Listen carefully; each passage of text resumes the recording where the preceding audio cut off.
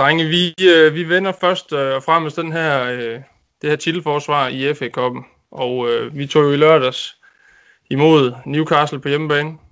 Noget jeg noterede mig, som jeg synes er lidt skræmmende, det er, at jeg synes det er lidt tankevækkende, at spillere som Pepe, Willian og til dels Auba, det kan man jo så diskutere, men at det er lidt ærgerligt, at man skal sidde og føle lidt, at de spillere er en del af backup skaren, kan man sige, fordi de starter inde sammen med Willock og Nelson og generelt spillere, som ikke får lige så meget spilletid som alle andre, og der kan det godt være lidt ærgerligt, synes jeg, at man sidder og kigger, og PP, som skulle være det nye svar på vores offensiv trio, ikke engang kan komme ind i eller ikke engang kan starte fast i Premier League, men er så første valg, når vi møder Newcastle i en FA Cup.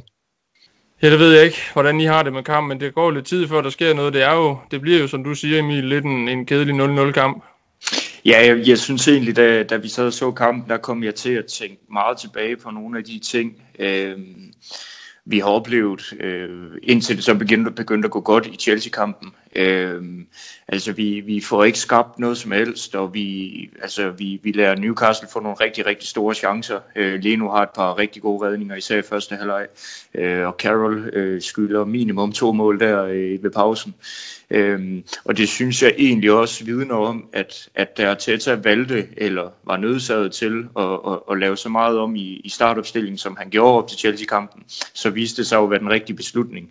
Fordi at de her spillere, igen Pepe, Willian og Aubameyang blandt andre, jamen de leverer ikke det de skal, og de bidrager stort set ikke med noget offensivt, selvom de ikke skal koncentrere sig om andet.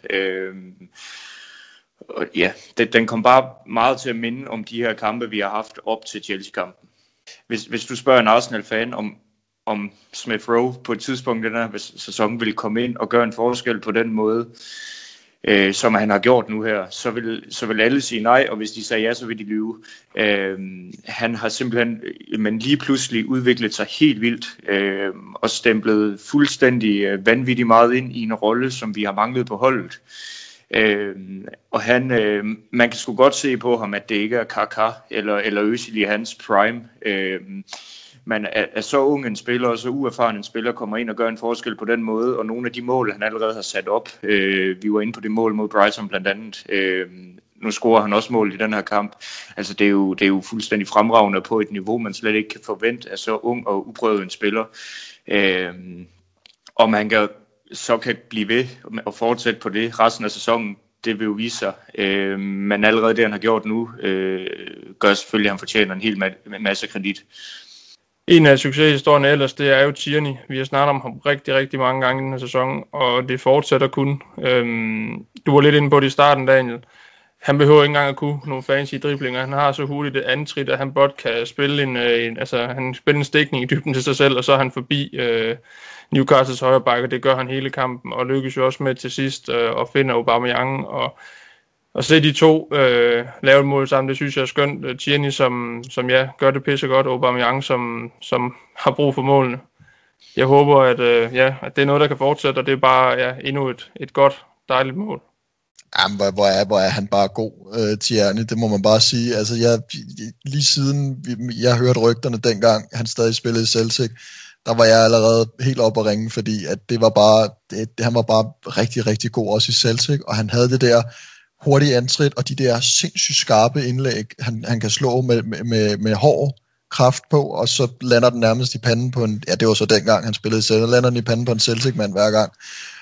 Og man må bare sige, at efter han havde jo selvfølgelig en lidt svær start under Emery, og rendte ind i en slem skulderskade, mener jeg det var, og lå og kæmpede lidt med det, men man må bare sige, efter Arteta er kommet til, han har virkelig bare udviklet sig, og det sidste, i den her sæson specielt, han har jo været en af vores allerbedste spillere, altså jeg har slet ikke nogen, jeg synes slet ikke, jeg kan sige noget negativt lige for tiden omkring Tierney, der kan man måske kalde mig farvet, men det må man selvfølgelig også godt være lidt her jo. Han er virkelig god, og jeg er virkelig imponeret over ham. Og det er jo klassisk Ian Wright, han er jo også den her bøde, han engang har fået, hvor han siger, det er de bedste, hvad er det, 5.000 pund, han har fået bøde. Jeg kan ikke huske, hvad det var, han gjorde, men det er jo i hvert fald noget med noget Spurs. Ja, svin Tottenham til i en eller anden sammenhæng. Men det er jo fuldstændig fremragende. Men vi sidder jo inden kampen, eller vi sidder og ser Arsenal-kampen, og så kommer der den her bannerreklame op for AFC Marine mod Tottenham, og vi sidder og kigger på hinanden og tænker, det var alligevel utroligt, der skulle komme et hold på banen, som vi aldrig har hørt om før. Og det viser sig så, det er fordi de spiller uden for ligasystemet, at han går ud og køber en hat med deres navn på og stiller op i studiet til interview med den. Det er fremragende. Ja. Men lad os hoppe videre til Crystal Palace kampen. Jeg ved ikke, hvad I går ind med af forventninger, men jeg er ret sikker på, at den her stime, den fortsætter. Og jeg mindes faktisk også, at jeg sagde efter den her sejr over Chelsea, Emil, nu må du jo lige korrigere mig. Der mener jeg faktisk, at jeg sagde, at jeg troede, vi vinder de næste 5 Premier League-kampe, og det er jo at være lidt jubeloptimist. Men det er simpelthen, fordi jeg regnede med, at den her Chelsea-sejr, den vil give så meget mod på ting. Nu har vi vundet 4, 3 af dem i Premier League. Havde vi mødt Crystal Palace på udebane, havde det måske været lidt en anden snak, men jeg er egentlig rimelig fortrøstningsfuld gående ind til den her kamp. Hvad tænker I? Med vores indbyrdes kampe, så ved jeg jo, at I to, I kan jo godt lide at odds lidt, jo, så man kunne jo hurtigt være lidt fræk her, og så smide nogle penge på, at der kommer over 2,5 mål, og at begge hold scorer, fordi en ud af de sidste 7 kampe, er der kommet under 3 mål i de indbyrdes kampe, og det er 8 kampe siden, at der var nogen, der holdt nullet. Det var den her 3-0-fadase på hos Palace, og så kan man sige, de sidste 3 kampe, de har kun vundet 3 kampe på udebane, Palace i den her kamp, eller i den her sæson. Og ja, man kan så sige, senest de vandt, var det så 5 ud over West Bromwich, men det er vist meget normalt efterhånden at vinde med mindst 4 der. Ja, men meget, meget enig.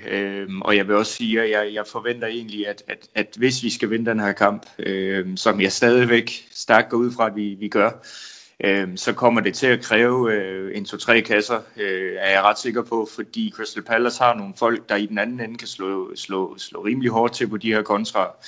Vi kender alle sammen Zaha og ved, hvad han kan, når han rammer dagen.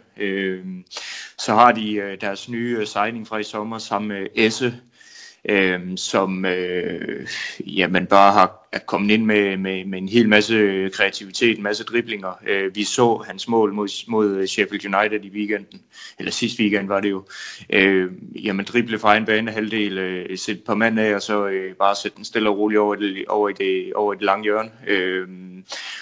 Og så har de jo Benteke, som har vist lidt form på det seneste, og vi ved jo, at Arsenals forsvar har det notorisk svært mod de her meget fysiske og store angriber. Vi så det i lørdags med Andy Carroll. Vi har set det efterhånden flere gange med blandt andre Giroud, Diego Costa, da han var i Chelsea. Så det er klart, at vi skal sparke nogle mål ind, og så skal vi selvfølgelig sørge for at spille så god en forsvarskamp, som det nu kan lade sig gøre. Vi skal være påpasselige på deres kontra, og det var blandt andet noget af det, der gik galt i den kamp, du snakker om, Daniel, med Emery, hvor vi jo generelt i den sidste tid, han var træner, var utrolig sårbar over for kontrastød, fordi vi angreb med alt for mange mænd, og ikke vidste, hvordan vi skulle agere, når der så kom kontrastød imod os. Og det er klart, der skal vi være påpasselige. Vores 2 defensive midtbanespillere skal være meget disciplineret. Jeg har en forventning om, at det bliver Xhaka og nok El-Neni. Og det kræver meget defensivt af dem. Beskytte forsvaret. Måske den ene af dem skal blive hjemme, når vi angreb. Den anden kan søge lidt mere frem, veksle på den måde. Men jeg forventer en kamp, hvor begge hold scorer, men hvor vi måske hiver en 3-1 eller en 2-1'er. Nu er du inde på forsvaret, Emil, og nu jeg vil faktisk alligevel for første gang længe sige, at vi begynder faktisk at gå ind til kampene uden at frygte vanvittigt meget for den defensive. Jeg synes, Pablo Maria har gjort det rigtig, rigtig fint, og ja, det har fungeret okay med Holding ved siden af. Jeg er ikke helt klar over, om Gabriel han er klar til at spille. Han er jo i hvert fald clearet for det her covid. Nu er du inde på Xhaka og El-Neni. Arteta har på det seneste pressemøde faktisk meldt, at han troede ikke, at Partey ville spille Newcastle-kampen, men han forventer, at han er klar til torsdag. Så jeg håber rigtig, rigtig meget, at han starter inden. måske han skal starte ud for, at det ikke bliver en af de her kampe igen, hvor han så lige er tilbage, og så bliver han skadet igen, fordi nu vi har ikke råd til, at han skal sidde på bænken meget længere. Men ellers så ved jeg ikke, om vi bare skal gå med den opstilling, som fungerede rigtig, rigtig fint mod West Bromwich, hvor det jo er netop Pablo Mari holding i det centrale forsvar. Vi er selvfølgelig Leno på kassen, så er der Bellerin og Tierney på baksene, og så var det jo så Xhaka og Ceballos, der startede kampen. Og så hed den de 4 forreste jo selvfølgelig Saka, Smith Rowe, Aubameyang og så Lacazette. Ja. Hvad tænker I om det? Altså jeg vil sige lige præcis i den her kamp, der vil jeg hellere se Elneny spille, end jeg vil se Ceballos spille, fordi at vi kommer til at spille mod et hold, der kommer til at pakke sig og kommer til at køre på kontra. Og der synes jeg, at Ceballos i lidt højere grad end Elneny har en tendens til at blive en lille smule udisciplineret og måske blive fanget lidt for langt fremme.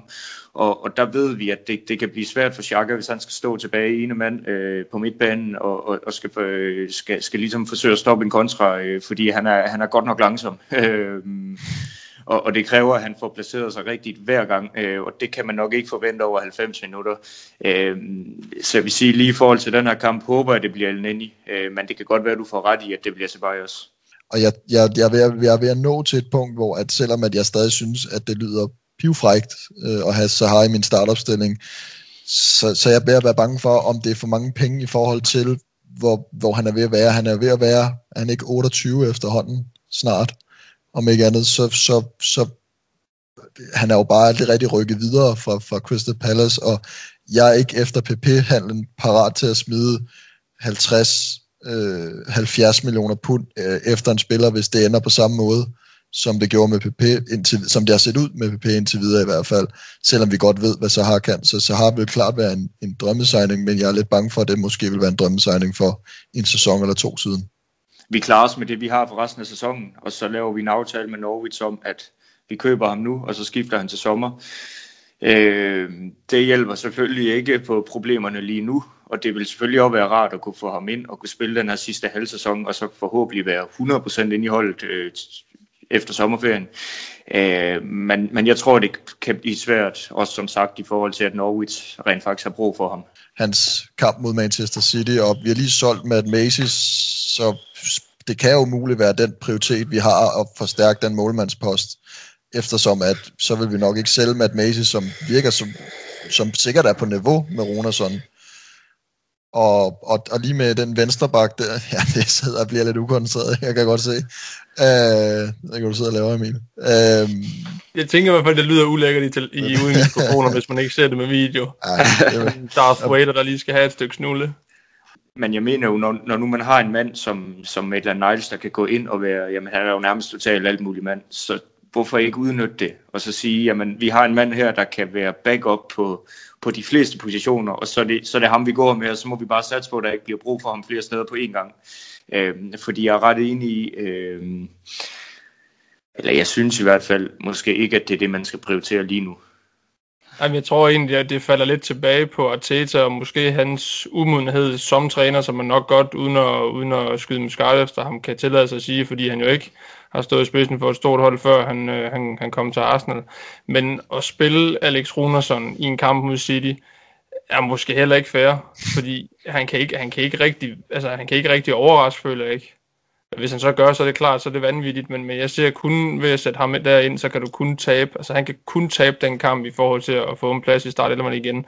Så jeg ved sgu ikke egentlig, det er også svært igen at bedømme Runarsson, altså det kan du kun gøre på navn, eller de adresser, han har været på før, og når der står Nordsjælland der, så synes jeg allerede, det bevidner om, han ikke er god nok til Premier League, men lige den her er måske også bare uheldig, og måske egentlig er Artetas skyld, men altså lad os bare lade den ligge der, og så sige, at vi synes ikke, vi skal bruge penge på den her post, men er helt enig i, Daniel, hvis han bliver skadet lige nu, så er vi satan inde på skideren, og så tror jeg lige så godt, vi kan sætte, så kan det være, vi skal sætte Mustafi på mål måske i stedet. Så jeg vil bare lige vise det her billede, og så ved jeg ikke, hvordan I reagerer på det, men når jeg ser de her to sammen, skal lige holdes lidt mere til venstre. Ja, jeg kan se det, men man kan se nummeret. Ja. Når man ser et billede af Alexis og Özil, så synes jeg bare, det minder mig bare stadigvæk om noget af det, som Arsene Wenger han kunne, i forhold til at få spillet ind på holdet, og det fodbold, som vi spillede, mens de to her, de var på deres højeste sammen. En Alexis, som kunne være med tilbage og lave en glidende, og så i næste øjeblik være i en fuld spurt op ad banen. Og den måde, de to de fandt hinanden på, det er bare mega, mega svært at finde, og det er svært at købe for penge. Når Özil, han er jo, der er sådan en statistik, hvor han er top assist i de 5 største ligaer, eller i de her, 5 største ligaer, tror jeg det er, i verden, og statistikken taler for sig selv, at han ikke også laver den her assist-rekord, fordi han i et halvt år kun laver 1. Det er også vanvittigt, og bevidner også bare om, hvor vild en halv sæson han havde der. Jeg er ikke sikker på, at Özil nødvendigvis er skurken i den her sag. Jeg tør ikke tænke på, hvad fanden det er, der er sket her, men politik skal ikke blandes ind i fodbold, og jeg forstår ikke, når han spiller de 10 kampe under Arteta, så starter en ny sæson, og så er han ikke engang med. Jeg kan godt vide 100% hvad der er sket. Jeg ved, at han har lavet sådan en Q&A-session på Twitter her snart, noget han har gjort før. Og den gad jeg egentlig godt deltage i for at høre, hvad fanden folk, de vil nok spørge ham ind til de her ting. Jeg kan godt høre hans svar. Nu har jeg lige siddet, mens at du har fortalt om de der ting med Özil, har jeg siddet og tænkt meget over det billede, du lige viste før med Alexis og Özil, og nu spurgte du til, hvordan man føler inde i kroppen, når man ser det. Jeg føler en kæmpe stor blanding af følelser, fordi jeg har en halvdel af mig, der sidder og tænker på Alexis drøn mod United, Özils frispark mod Liverpool, Özils dribling, Ludogorets, generelt bare rigtig mange gode minder. Men samtidig er der noget, der går rigtig ondt ind i, og det er tanken om, hvad det aldrig blev til. Det blev aldrig til noget jo. Det blev til en FA Cup med 2 FA Cups med de 2. Det var, hvad det blev til. Det blev så, måske, kan man sige, en lige ved næsten Premier League. Men det blev aldrig til noget, og det skærer mig i hjertet, at de 2 spillere kom til klubben og gav, i hvert fald for Alexis vedkommende, alt hvad han havde i sig, og det blev bare aldrig til mere end FA Cups, og det er ærgerligt for 2 store kvalitetsspillere, at det ikke blev til mere, og jeg kan bare lige sidde og tænke over, Gud ved, hvordan det havde set ud, hvis utænkelige scenarier selvfølgelig, men med forskellige spillere i truppen og spillertyper, men tænk, hvis vi havde haft et angreb, der hed Aubameyang på venstre, Lacazette på toppen, Özil liggende bag ved Lacazette og Alexis på højre. Du ved, hvordan det så har set ud med, hvor mange, altså vi lavet 200 mål på en sæson, skulle man jo tro. Nketiah skal helt klart lejes ud. Jeg synes ikke, han har niveau. Jo, han kan spille cup-kampe, hvis det er, og så kan han spille lidt med U23, hvor han jo altid gør det rigtig, rigtig godt, og med landsholdet er han også rigtig, rigtig god. Han er ikke god nok til at være vores frontangriber endnu. Reece Nelson har jeg ingen tro på overhovedet, så han skal bare skibes, og selv ham gerne til Everton eller sådan et eller andet, og nu kan vi nok ikke få så meget, som vi kunne få i Vovi på den her tid, desværre. Men ja, så tag til, var det ikke Hoffenheim, han var i? Jo. Hvor han jo gjorde det godt. Altså, han skal helt klart væk. Mustafi, Barcelona, det gad jeg godt at se. Malte, så tror jeg ikke, vi har mere tilbage, end at I 2 skal have lov at duellere mod hinanden i en quiz. Første ledetråd er: jeg har spillet 149 kampe for Arsenal og lavet 15 mål. Men ledetråd nummer 3, jeg er afrikaner. Aubameyang. Det er forkert. Nej, for helvede, han har jo ikke spillet 150 kampe. Meget det er jo simpelthen... Jeg sad med noget på tungen, men jeg tænkte nu, jeg venter lige, fordi jeg vinder jo bare, hvis det øjeblik. Men ledetråd nummer 1 er: jeg har spillet 101 kamp for Arsenal og lavet 12 mål. Prøv at vent lige. Ja. Monreal. Det er forkert. Jeg har båret ryg nummer 10 for Arsenal. Det er Van Persie. Nej, hvad siger jeg? Hvad sagde ikke noget? Det sagde jeg ikke. Kæft, hvor er jeg dum.